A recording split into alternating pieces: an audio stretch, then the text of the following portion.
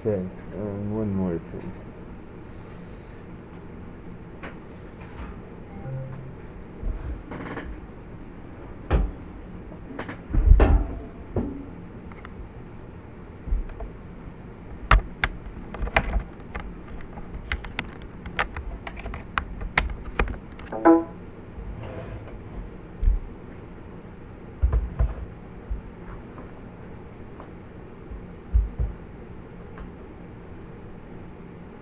Okay.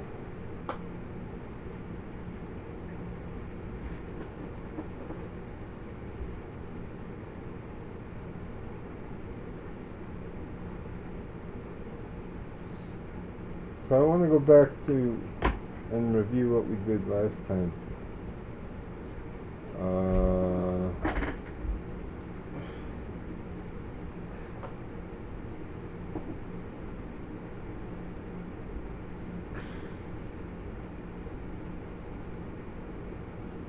Yeah, here.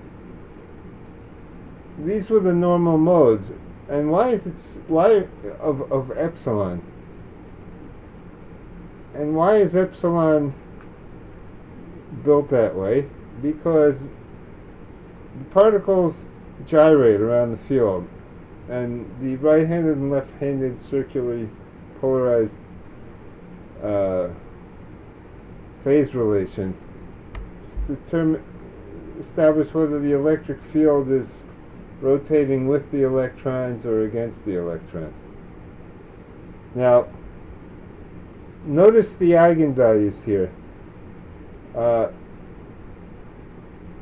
For plus, it's omega plus omega, big omega, and for the minus, it's omega minus omega.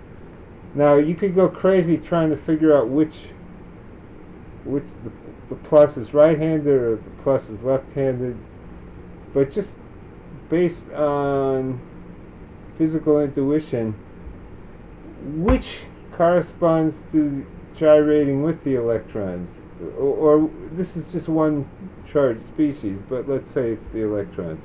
Okay. Which choice of sign here corresponds to gyrating with particles, and which corresponds to gyrating against the particles, opposite to the particles? Gyration. How would you figure that out without going through right-handed rules and the magnetic field is there and the and E is plus I and minus? You could go crazy just figuring out the difference between plus I and minus I.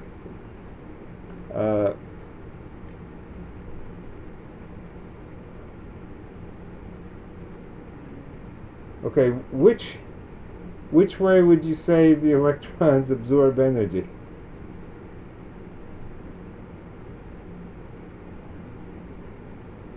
The direction of the electrons. That's the way when the electric field, yes. when the force is, Right. and you have to remember that the electron has negative charge. Okay, yes. But except for that, it's when the electric field is accelerating the electrons, that's when they absorb energy. And that's right. and the absorption of energy generally corresponds to a resonance, which means that the polarization vector diverges because the amplitude just gets larger and larger in steady state, which means that it's not really well defined unless you have a damping or some imaginary term which pulls this pole off the axis. But it's when omega equals minus this, minus big omega, so that this denominator goes to zero, that you have a resonance. And that's essentially what the energy absorption is. It's that the amplitude gets larger and larger. So there's no steady state except for an infinite amplitude. Unless there's damping, and then the damping resolves this, it makes it slightly non-zero. But that part is worth mentioning, that there's a physical difference between the two polarizations, which makes a, for a big difference once you get close to the cyclotron frequency. And again, this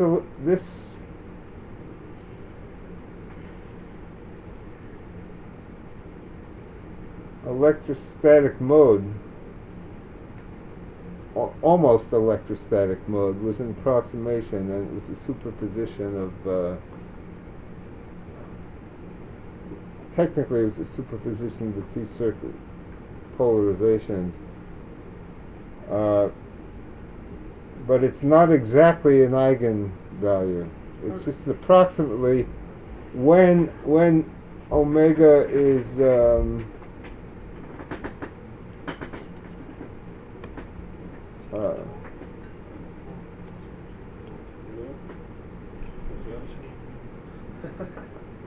Can we turn it off? oh, I'm sorry. I didn't mean to shine it in your eye. You should have told me. Yeah, that's something. How can omega get closer to minus omega cyclotron? What? I don't understand this. What? How can omega get closer to omega cyclotron? Minus omega cyclotron. You said it. I don't understand it. Ah, right. Yeah. What's going to stop me? Suppose I send the can wave you- in. It doesn't mean that the direction is opposite. It means that the omega is negative.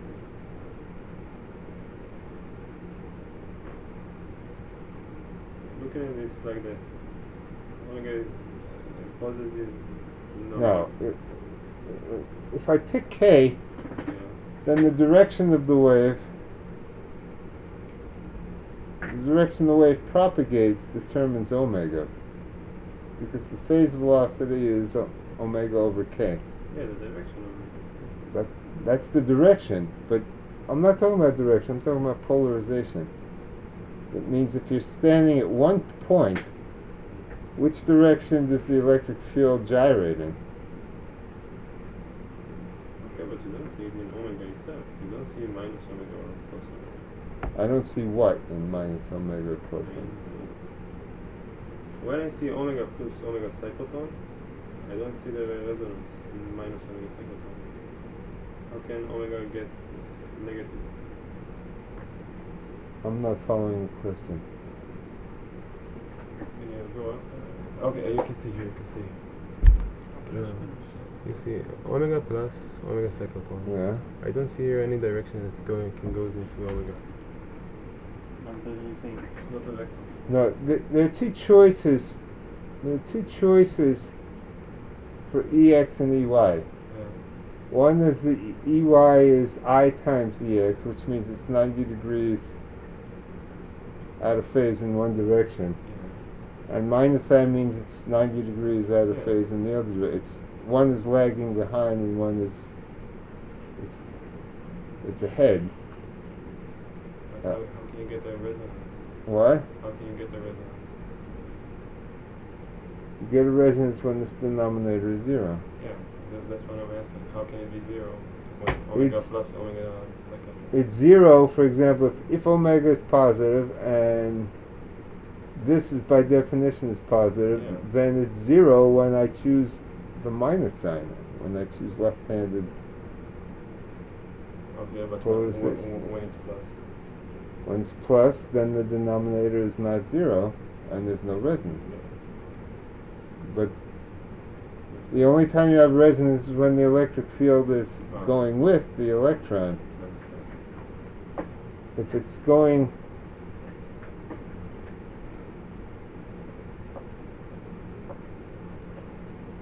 If it's going against the electron, there's no way, even if it was pushing on it in the right direction at one phase,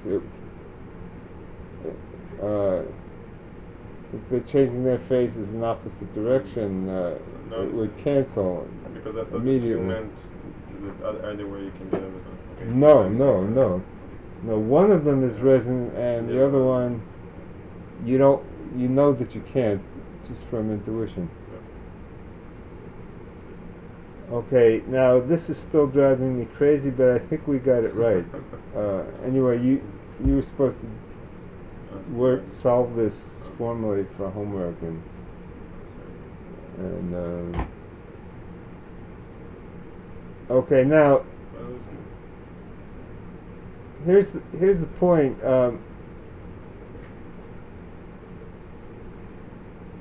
You pick K. The game is when you have a dispersion relation, you pick K, and then you solve for omega. Now, if K is very big, I mean, let's make K so big that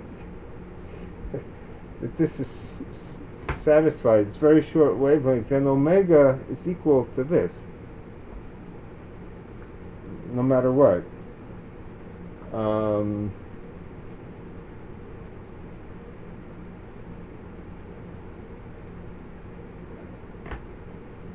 Now, in the pure plasma,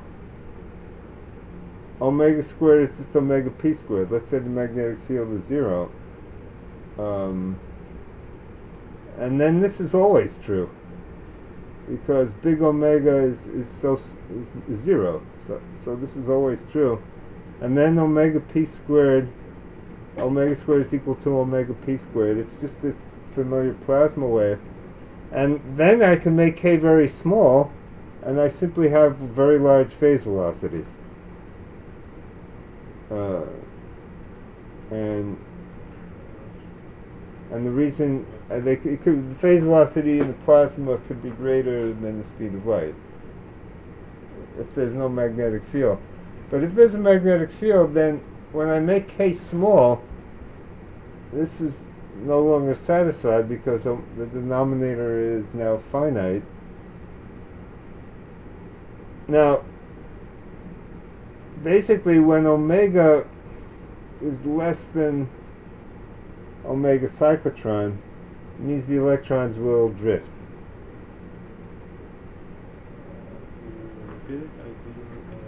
When omega is less than omega cyclotron,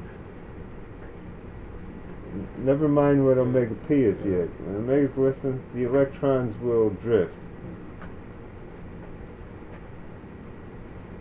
Now, they can drift a little bit and still oscillate a little bit. And then you'll get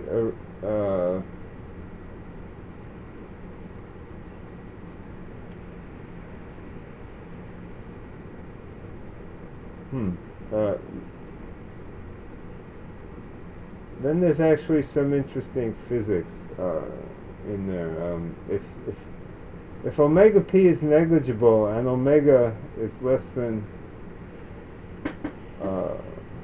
omega e, then the electrons drift. And that means that if you put an electric field in this direction, they don't screen out the electric field. They just go sideways. But they go forward for a little bit. For like half a gyro period, they go in the direction of the electric field. So you get a little bit of polarization,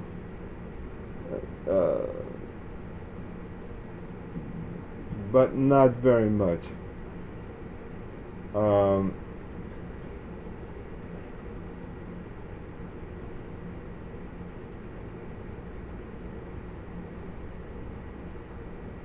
Now, the ions, on the other hand,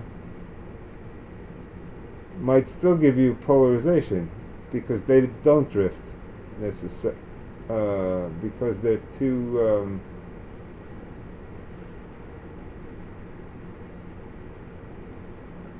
massive, and just because omega is less than omega cyclotron for the electron doesn't mean it's less than omega cyclotron for the ions, because that's a much so if we're in between, so it's just the electrons that are drifting but not the ions, then here's what happens. These are the terms for the electron and for the ions separately.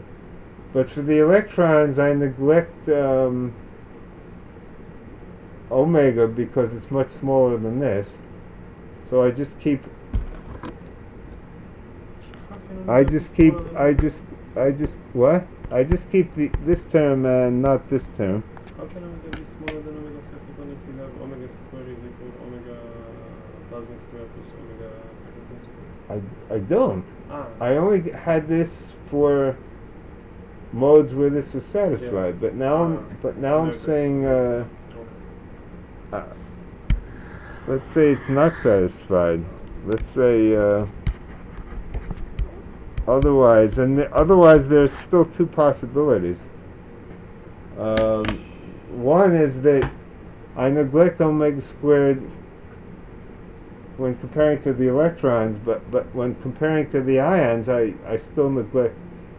Let's say it's much bigger than the ion frequency. Is that an I here? Yeah, it's an I. I wrote it yesterday, I guess.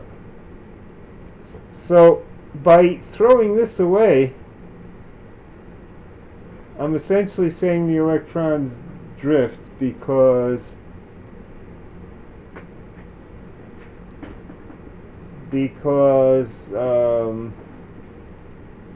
I'm using the cyclotron frequency down here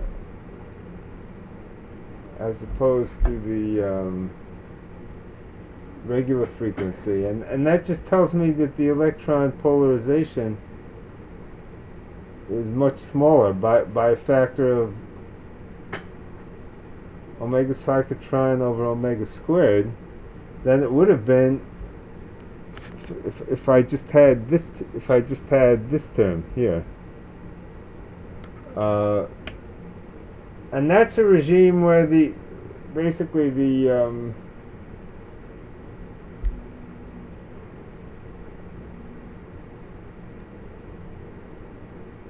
like to talk about it in magnetars. In magnetars, the magnetic field is very strong, so this is very large. But in the magnetosphere, the plasma frequency is still, well, let's say it's much smaller than this. So then, when you calculate the Thomson scattering cross section, it's no longer what it used to be because the electron doesn't respond as much as it used to the electric field. So the electron's ability to scatter light is reduced. And essentially the Thomson scattering cross section, since it depends on x squared, it goes up by a factor of it goes down by a large factor. That large factor being omega cyclotron E over omega to the fourth power, because that's what x squared But is do reduced. they give synchrotron then because they are confined to strong magnetic field, although they are not responding to electric field in magnetar? Do they give what? Synchrotron radiating electrons when they are traveling in magnetic field. No, because they're in the lowest Landau level. They're in the ground state, which means essentially they're not gyrating. They're just drifting. They're drifting without gyrating. In magnetars, the electrons are cold because they're in the ground quantum state, and just exciting them to the first Landau state requires a gamma ray photon. Requires huge temperatures. So now here's an interesting bit of astrophysics that was done. People noticed that magnetars were emitting far more than the Eddington luminosity. In fact, they didn't know about magnetars, but they did know that there was this neutron star that in 1979, turns out it was a magnetar, and in 1979 they saw a very bright outburst which would have had like 10 to the 44 ergs in it.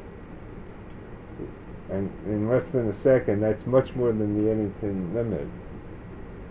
And the question is, okay, how can a star emit so much more than the Eddington limit without, the same problem they have for gamma ray bursts now they had for magnetars then. And that's what was part of the motivation for invoking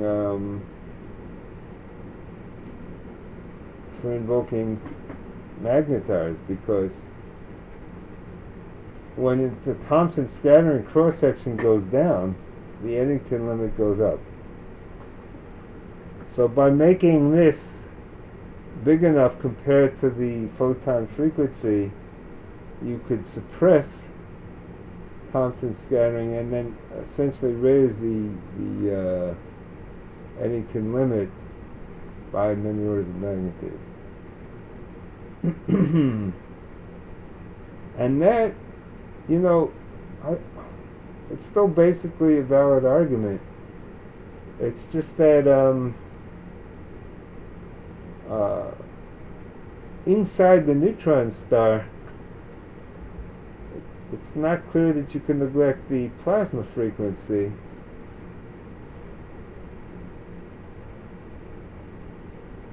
If the plasma frequency inside the neutron star, well, what is the plasma frequency, say, of just ordinary matter? You have a density of 1 gram per cc. In magnetars, it's actually more dense. It's probably, the surface density at zero pressure is probably like 10 to the 4 grams. But what is the plasma frequency of, when you have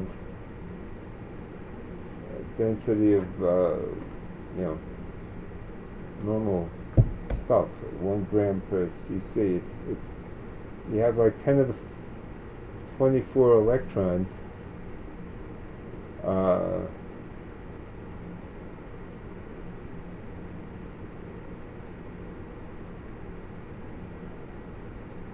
Plasma frequency, I'd say, is about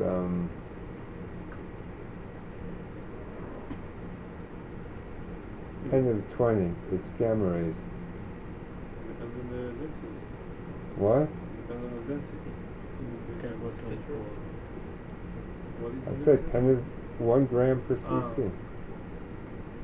What are you doing? Looking up with plasma frequency? No, for Eddington limit to see how much energy it is in 1 second. It's Because 10 to the 38 ergs. then what about? And this burst was 10 to the 44 ergs. So if you raised 38? for solar mass.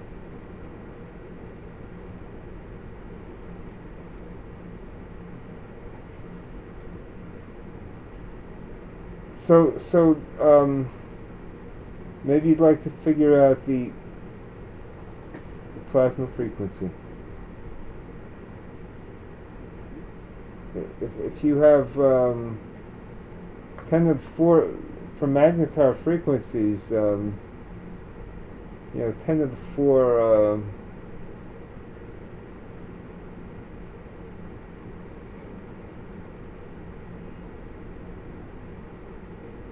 this would actually probably be a publishable paper. You mind if I assign a homework problem that you can publish if you do a good job?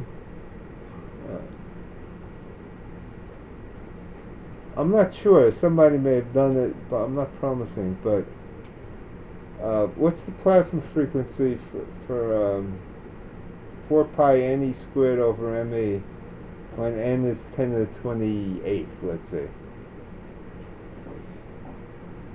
It's I think it's 10 to the 14 One of the times. plasma or ions.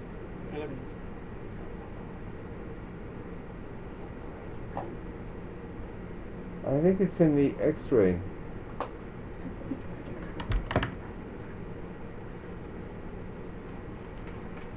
Anyway, the point is, above the surface, it's certainly true that omega is much bigger than omega p. Omega cyclotron is much bigger than omega p. Inside the surface,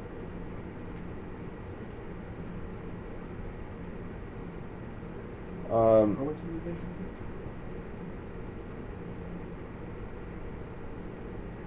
let's say 10 to the 28th electrons per cc. It's 10 to the minus 19th times. You know what? I'll bet I can do it faster than you.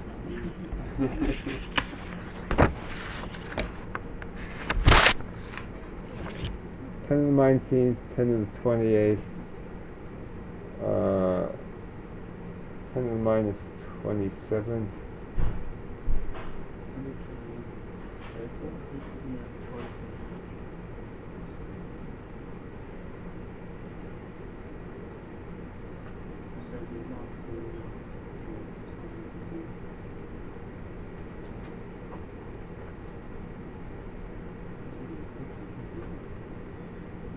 And the 28.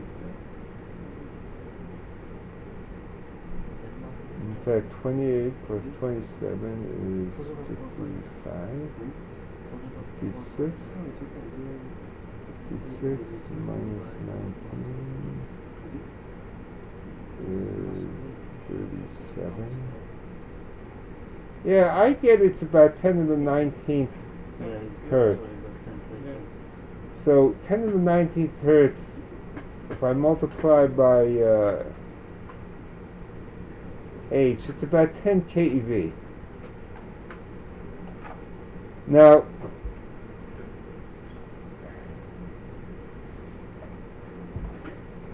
the photons we saw were a little bit higher than that, so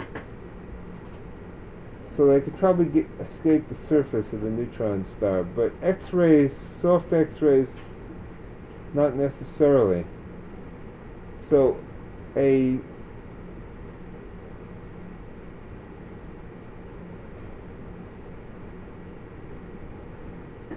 so let's just talk about a neutron star without worrying about the magnetic field for now. Does it emit as a black body? Does a neutron star emit X-rays as a black body, necessarily, if the X-rays are coming from below? Because, let's say it has a temperature of 1 keV, and if the plasma frequency is 10 keV,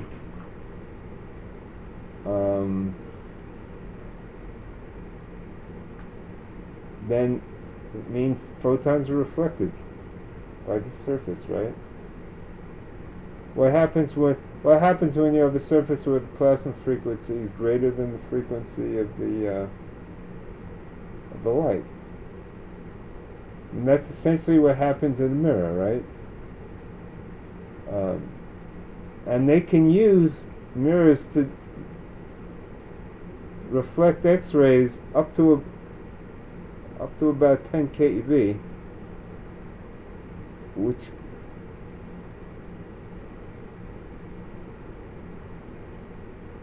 and with NuSTAR they're going maybe up to several tens of keV if they really use very grazing incidence.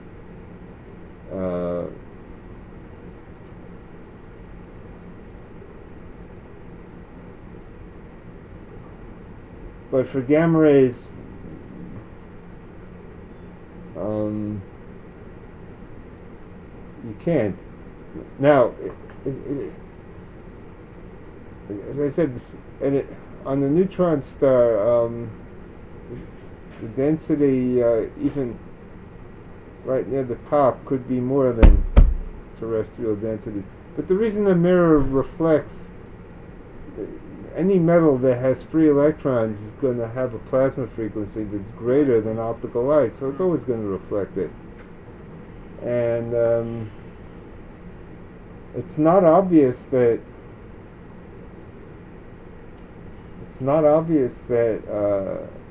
X-rays can come out of the surface of the neutron star necessarily.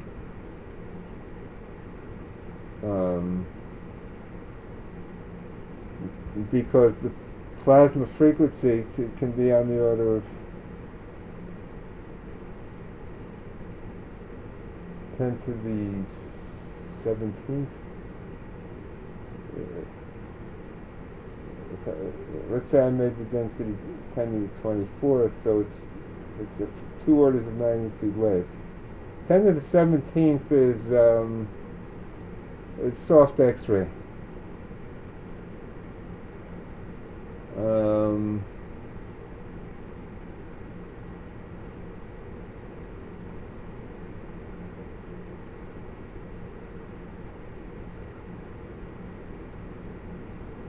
It's had an interesting idea. If the soft X-ray black body emission undergoes internal reflection because it's not a black body but rather a reflector, then people would think it was further away because they would attribute the missing soft X-rays to intervening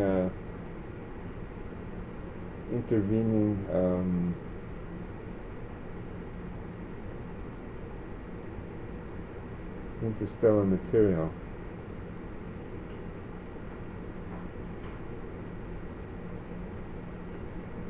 Right? Neutral gas in the galaxy absorbs soft X-rays. The galaxy is opaque to soft X-rays simply because they ionize hydrogen and helium atoms. People use X-ray to measure distance. Yeah, they measure. They use the spectrum of soft X-rays, how much it's attenuated, to measure a column density. And if it's a magnetar, maybe they're actually overestimating the distances because it's missing soft X-rays because of internal reflection. Are there other methods to verify distance? Like you measure what you're placing it, and if you have to fuse and measure. If it's emitting in the radio, Yeah. but not all magnetars do that.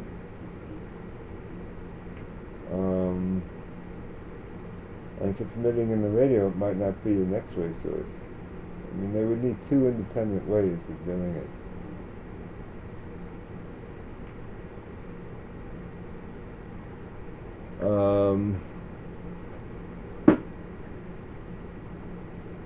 Okay.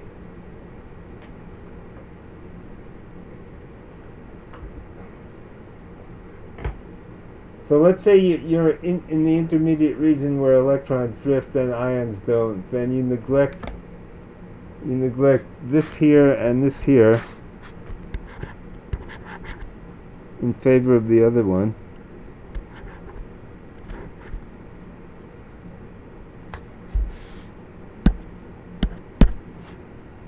It's not writing.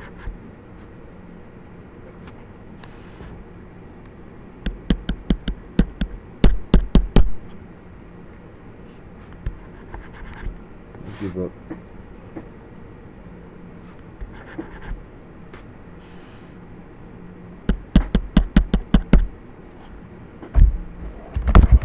Any idea why this isn't writing? Try moving mouse maybe. Try detaching it. No, I'm sorry, but it was writing until now with the mouse.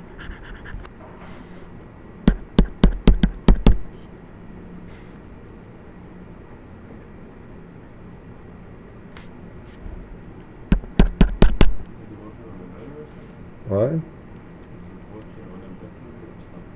No, this doesn't work.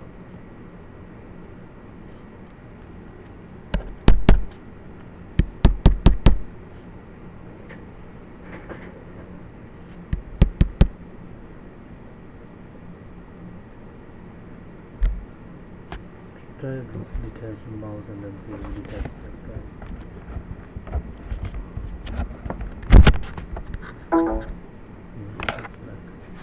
It's back.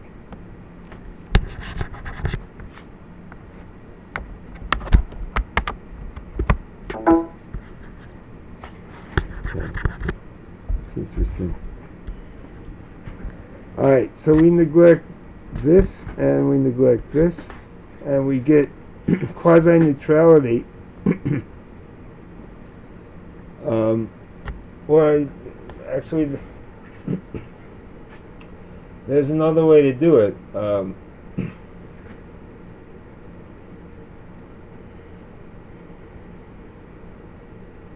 I could set epsilon equal to 0 and solve for an electrostatic wave, but will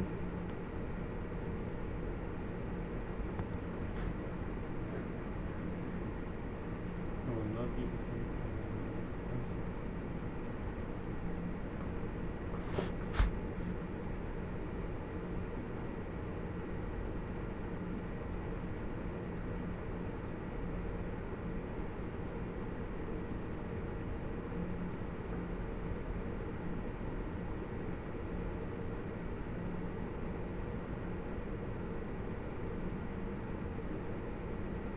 well, let's see.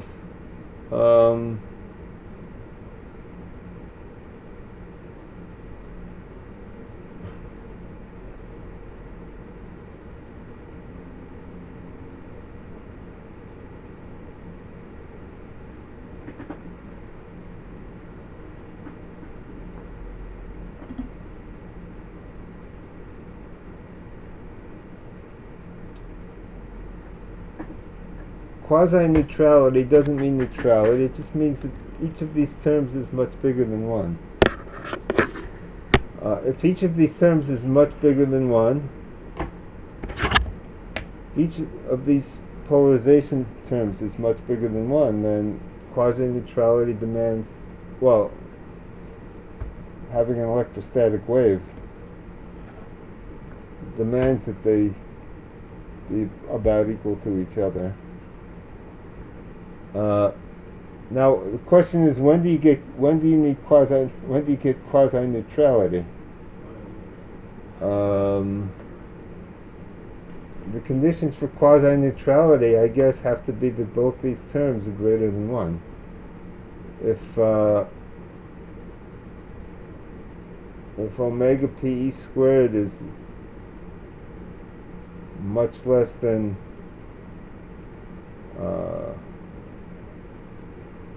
omega e squared,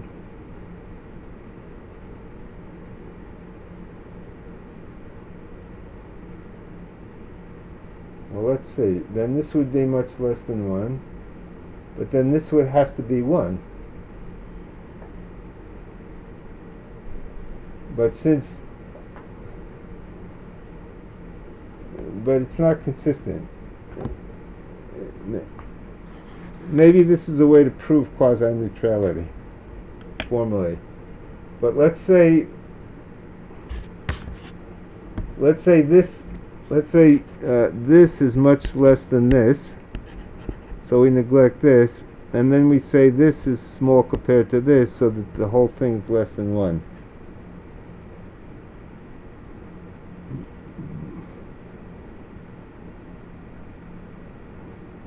But if this is much greater than this,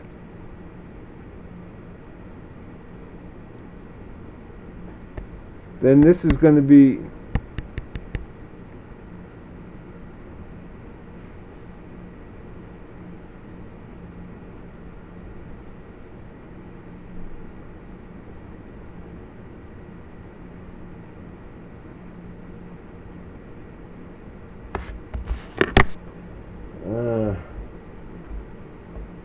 can I do it? Is it possible that this is much less than 1, and that this term is what cancels out the 1 to make epsilon 0? The answer is yes. The answer is yes, it's possible.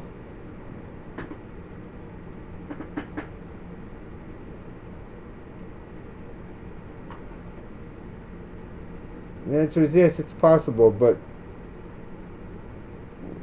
let's wait.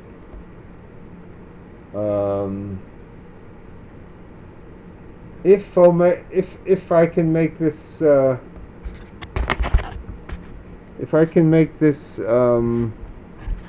approximation where I neglect these two terms in favor of the other ones, then I get that this is about equal to this. And notice that the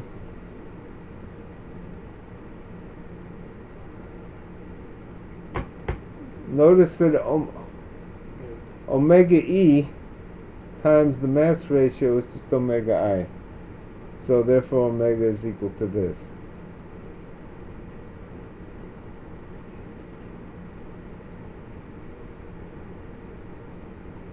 Now there's another possibility which still gives me, if I go back in retrospect,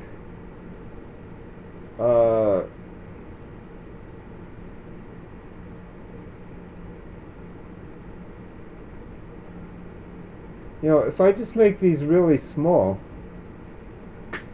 then I don't have to have quasi-neutrality.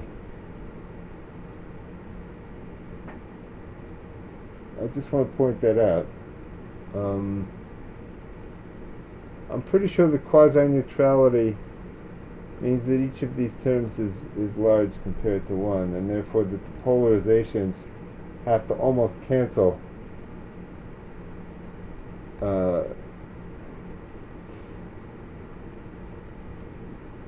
Otherwise you just get much too much electric field, and yet the electric field due to polarization would be so much bigger than the electric field that caused the polarization, and it would probably have the wrong sign. So it just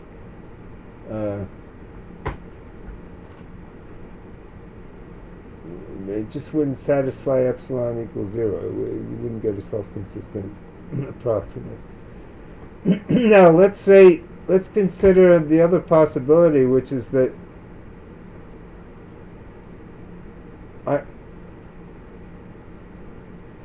I neglect this omega in favor of omega cyclotron for the electrons, and I'm still assuming that this is. I'm just assuming that the plasma frequency is large compared to omega E. And if this is large, the only way that this can, left-hand side can be 0 is if this is also very large, which means that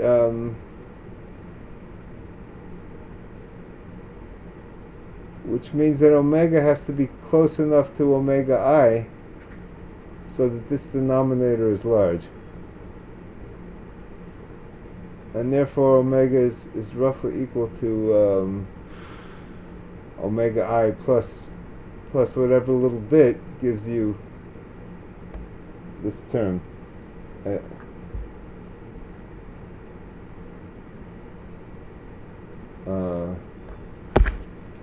Let's do it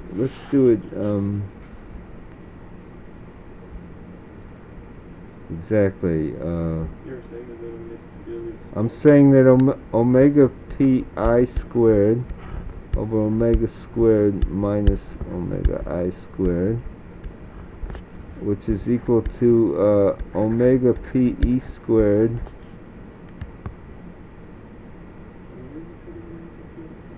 times m over m sub I. And this is approximately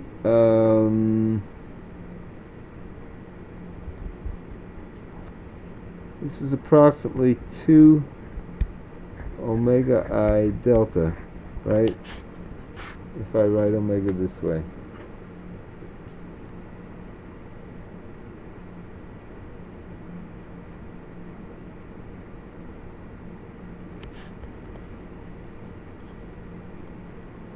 And this has to basically equal omega pi squared over omega E squared. No, that's this thing here. This thing here is this.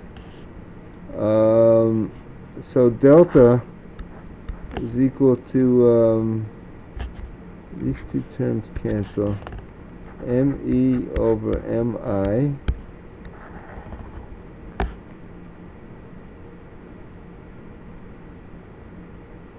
Instead of omega times 2 omega I. You can change it to omega e because of the ratio of density. What? You can change it to omega e because of the ratio of density. Maybe. I was going to do that in the next line, actually. Alright, let me write it again.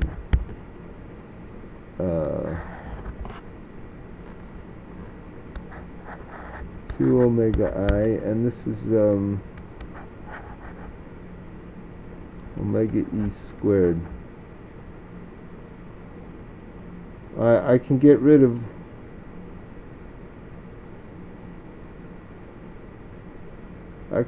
of one of these and this and one of these, right?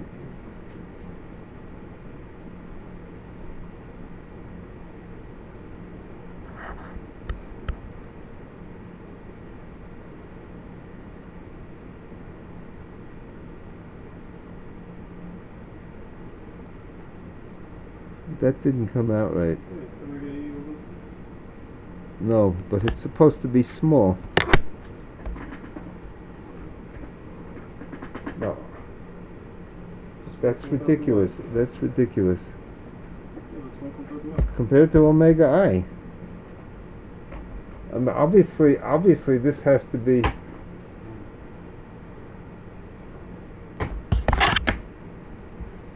e is bigger. what? Yeah, and omega e is bigger. Obviously this has to be very close to this. I'm just making a stupid error like I usually do.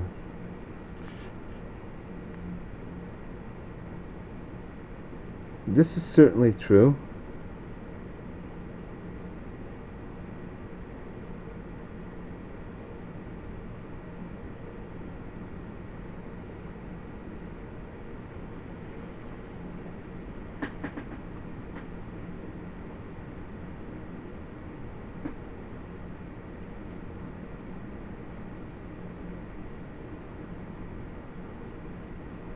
Alright, let me try doing it a different way. Let me try dealing with this. Omega p squared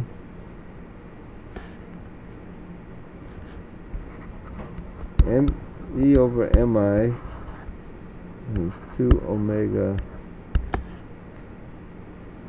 I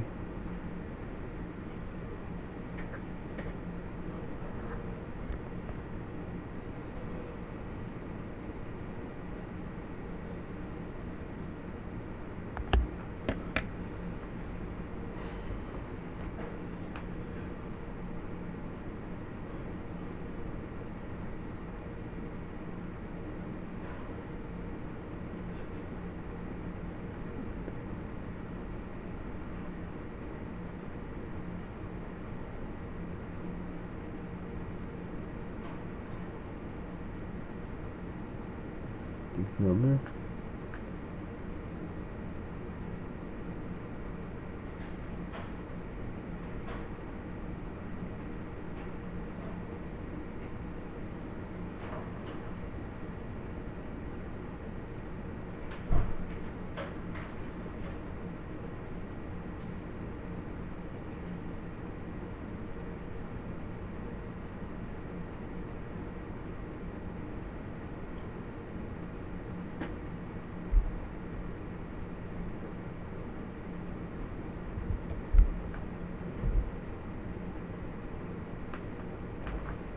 Maybe still you cannot throw the one.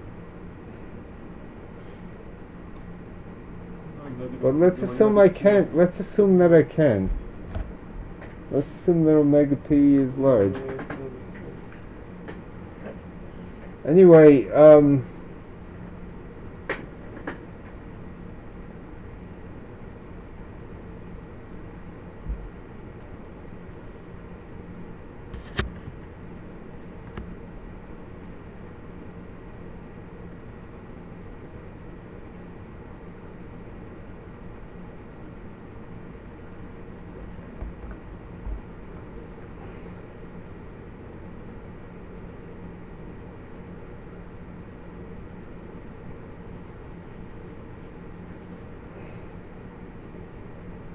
Anyway, usually I don't figure out delta and then everything's fine.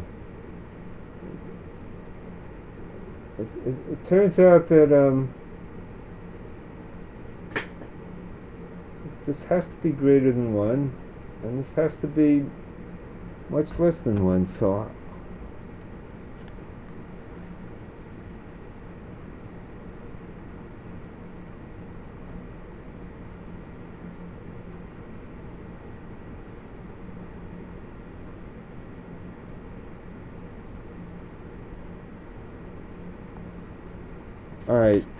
Alright, here's what I'm going to do. I'm going to write delta squared in here. And maybe delta squared is more important than this term.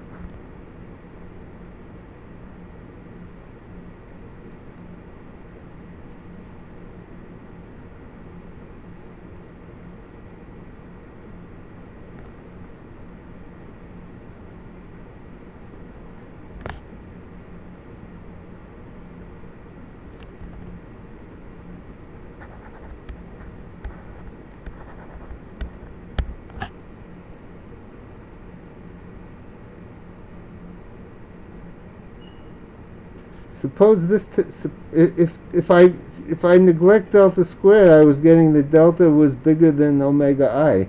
So maybe the delta squared is the important term.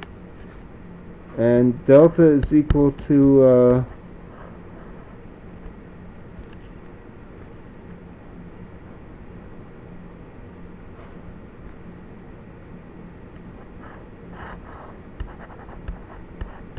it's still too big.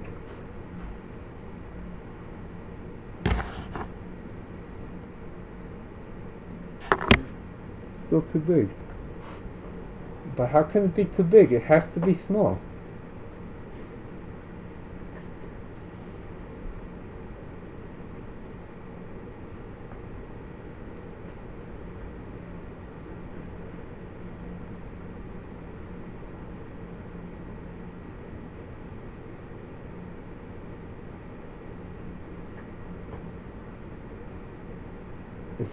If I know that omega is big, somebody tell me. If I know that omega is much bigger than omega pi, then if this is not very close to this ratio will be small and this ratio will be big.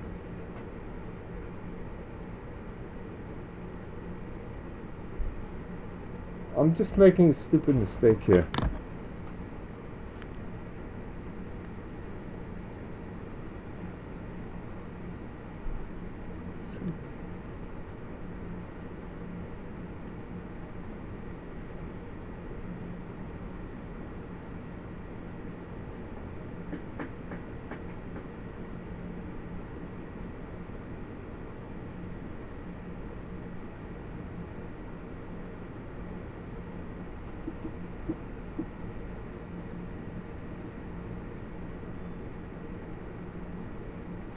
Right.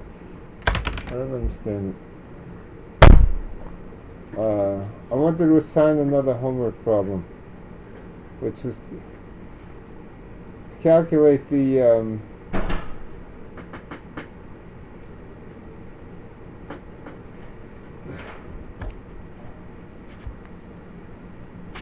can't write it here. Calculate the cooling time at the gamma ray burst scattering photosphere that you calculated in the first homework. The radius at which a gamma ray burst fireball became transparent, right? Assuming a whole bunch of simple assumptions. It came at figure it out again, or just repeat the previous one, just to make sure you get it correct. It should be something like 10 to the 11th centimeters, 10 to the 12th centimeters, depending on gamma. And then estimate the cooling time by Bremsstrahlung and compare it to the proper expansion time. Estimate the cooling time due to Bremsstrahlung and then compare it to the proper expansion time, which is the expansion time divided by gamma.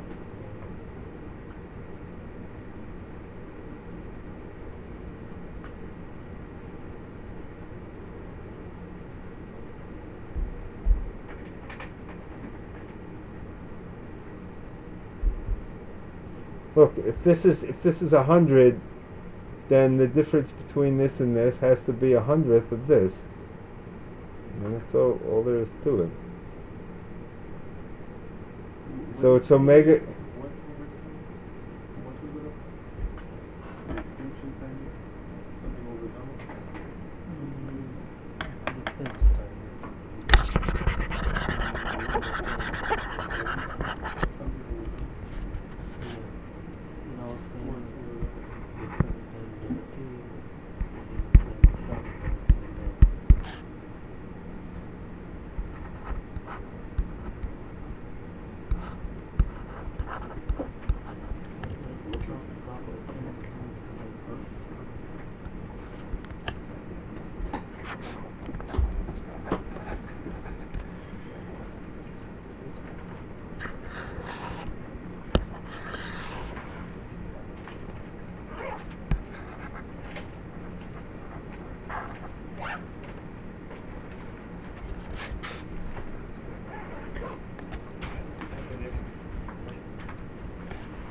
Alright,